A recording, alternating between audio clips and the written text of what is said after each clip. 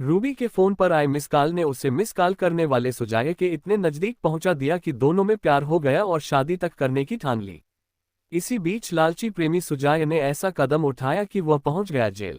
नमस्कार दोस्तों, मैं विशाल ठाकरे आपका अपने इस परिवार में स्वागत करता हूं और उम्मीद करता हूं कि आप सब लोग स्वस्थ होंगे, सुरक्षित होंगे।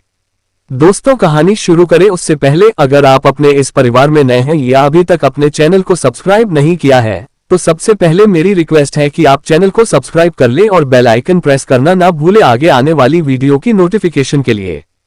साथ ही साथ दोस्तों, कहानी में लास्ट तक बने रहे और कहानी के बारे में आपकी क्या राय है कमेंट करके जरूर बताएं। इसके साथ ही चैनल पर एक नया कंटेंट शुरू कर रहा हूं, इसमें आपके जो भी कमेंट होंगे उनका जवाब वीडियो के लास्ट में जरूर दिया जाएगा, तो दोस्तों कमेंट जरूर करें।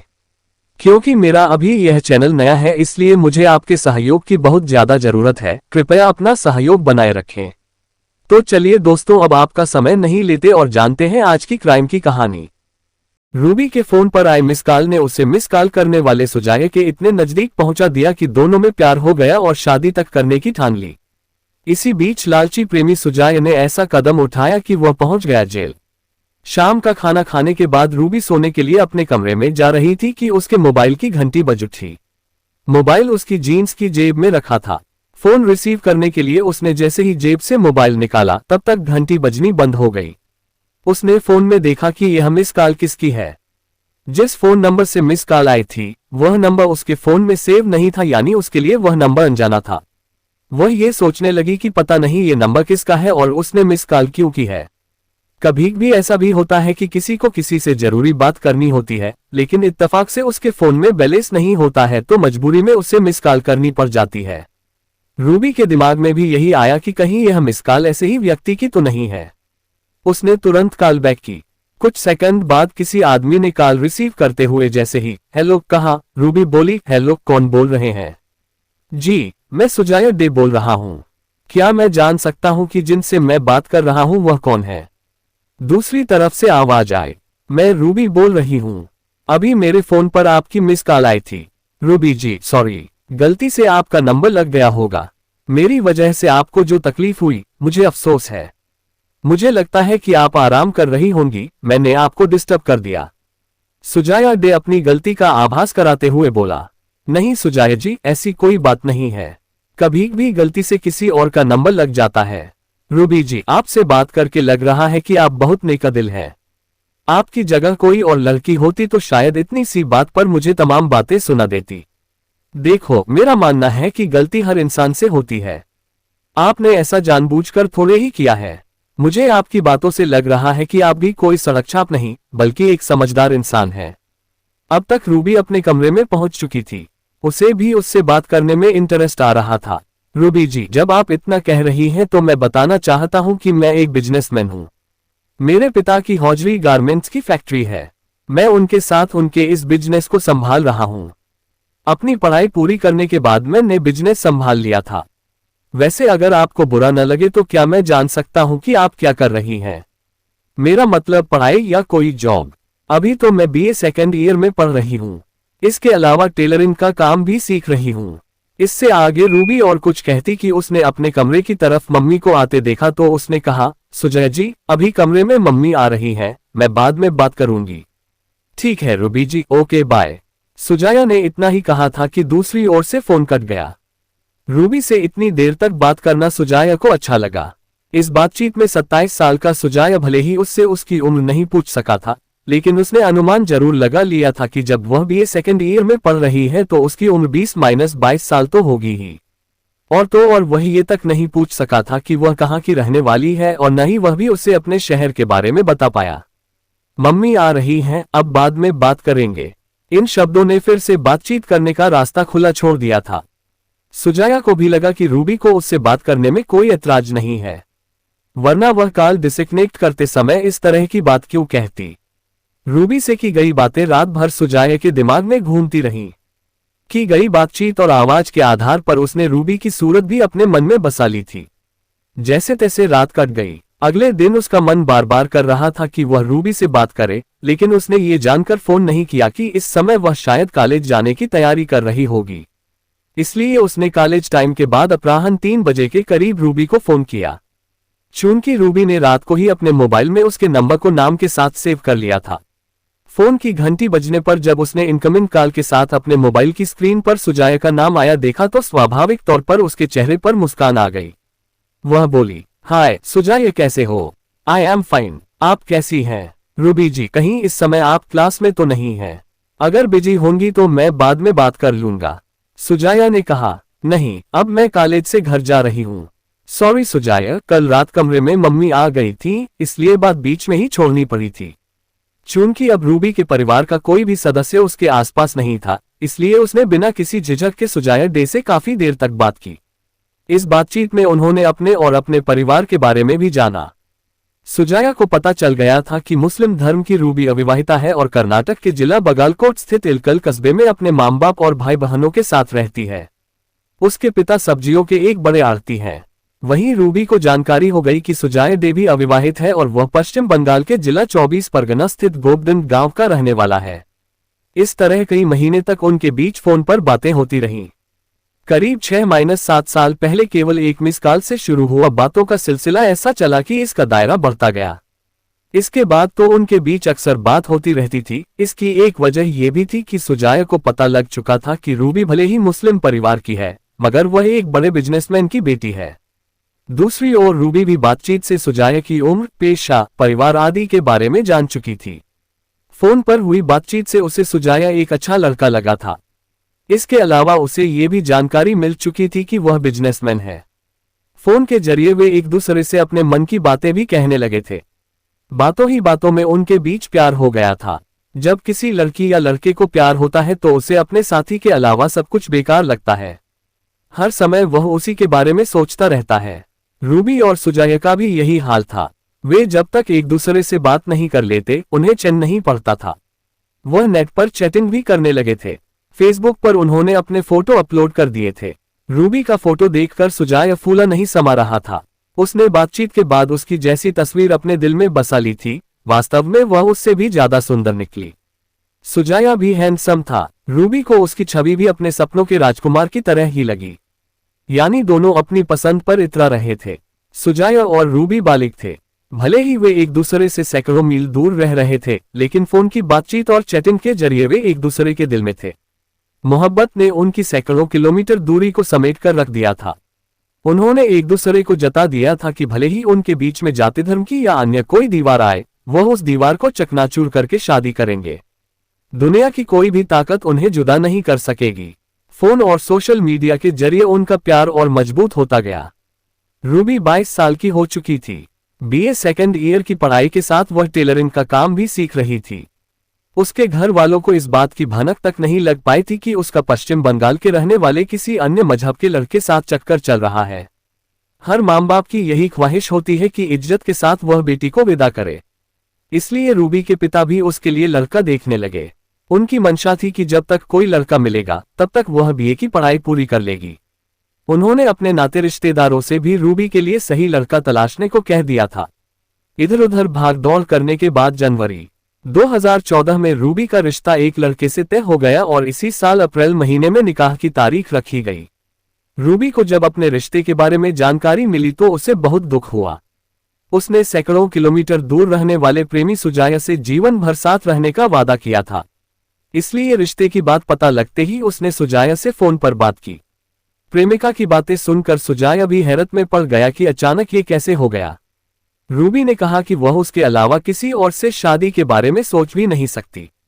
कुछ भी हो जाए वह घर वालों द्वारा तय की गई शादी का विरोध करेगी। इसके लिए यदि उसे अपना घर भी छोड़ना पड़ जाए तो वह उसे भी छोड़ देगी। नहीं रूबी, तुम जल्दबाजी में अभी ऐसा कदम मत उठाना। तुम्हारे घर वालों ने अप्रैल में शादी की तारीख रखी है। तुम चिंता मत करो, मैं जल्द ही कोई ऐसा उपाय निकालता हूं कि हमें कोई जुदा न कर पाए। सुजाया ने उसे भरोसा दिलाया। सुजाया, जो भी करना है जल्दी करो, कहीं ऐसा ना हो कि हम लोग सोचते ही रह जाएं। और नहीं रूबी, ऐसा हरगिज नहीं होगा। मैं तुम्हें दिलोजान से चाहता हूं और वादा करता हूं कि मैं तुम्ही से शादी करूंगा। ठीक है सुजाया, तुम जैसा कहोगे मैं करने को तैयार हूं। तुम बस मुझे एक दिन पहले फोन कर देना। तुम जहां कहोगे मैं आ जाऊंगी। रूबी खुश होते हुए बोली। उधर शादी तय करने के बाद रूबी के घर वाले शादी का सामान जुटाने लगे। लेकिन उन्हें बेटी के मन की बात पता नहीं थी। उन्हें पता नहीं था कि जिसकी शादी की तैयारी करने में वे फूले नहीं समा रहे हैं, वही बेटी परिवार की इज्जत उछालने के ताने बाने बुनने में लगी है। इसी बीच 11 फरवरी 2014 को सुजाया ने रूबी को फोन किया और बताया कि उसके घर वालों ने भी उसकी शादी कहीं और तय कर दी है। सुजाया की बात पूरी होने के पहले ही रूबी गुस्से में बोली, ये तुम क्या कह रहे हो?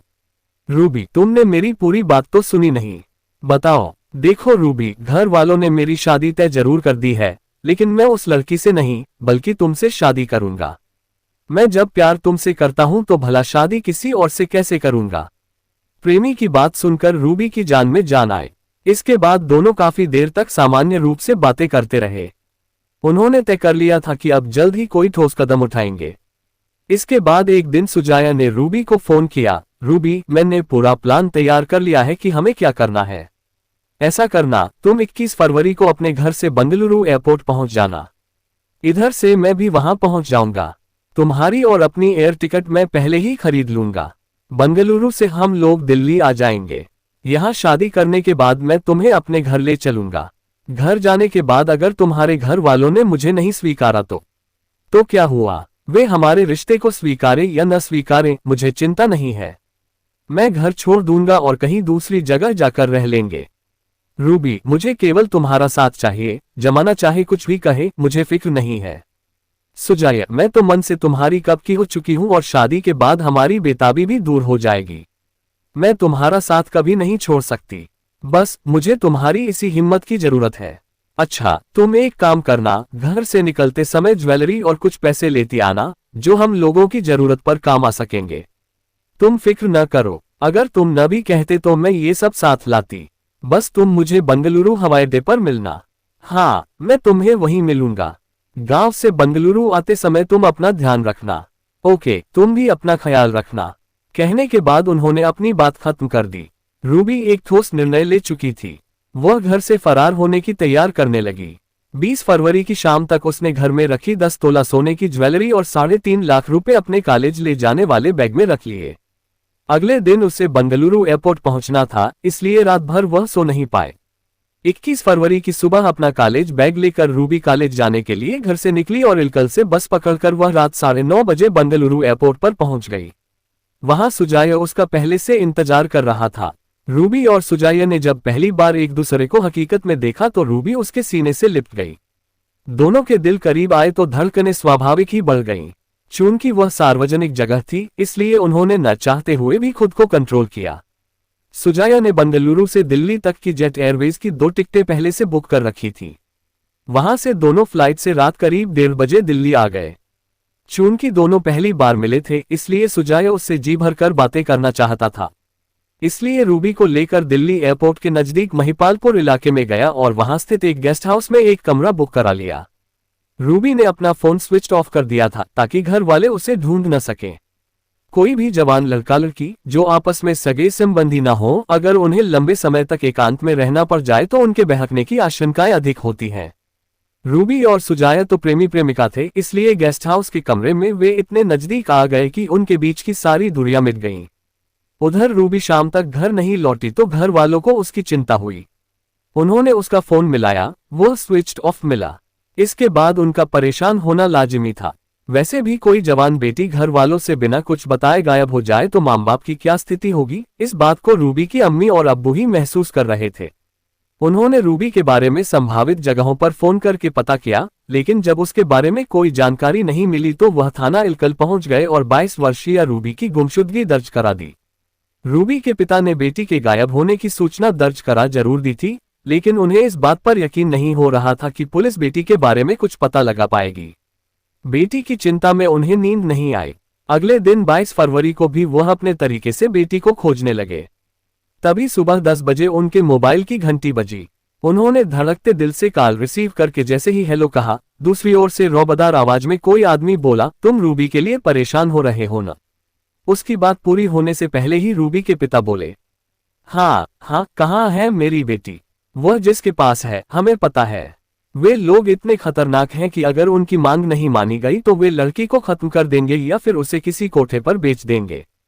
फोन करने वाले ने कहा, मेरी बेटी को कुछ नहीं होना चाहिए। मैं उनकी सारी मांगें मानूंगा। मगर ये तो बता दो कि जिनके पास मेरी बेटी है वे लोग मुझसे चाहते क्या हैं। 10 पेटी यानी 10 लाख रुपए दे दो और बेटी को ले जाओ।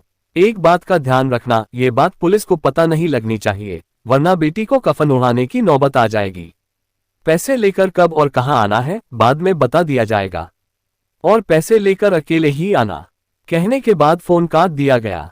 फोन पर बात करने के बाद रूबी के पिता को ये तो पता चल गया कि बेटी का किसी ने अपहरण कर लिया है, लेकिन उनके दिमाग में एक दुविधा ये भी थी कि वह इस मामले की खबर पुलिस को दे या नहीं, क्योंकि पुलिस में सूचना देने पर अपहर्ता ने उन्हें अंजाम भुगतने की चेतावनी दी थी। उनकी पत्नी ने पुलिस को खबर न करने को कहा, जबकि सगे संबंधियों और दोस्तों ने पुलिस के पास जाने की सलाह दी। फिर वह काफी सोचने समझने के बाद पुलिस के पास पहुंच गए। उन्होंने इलकल के थाना प्रभारी को वह मोबाइल नंबर भी दे दिया जिससे उनके मोबाइल पर फिरौती का फोन आया था।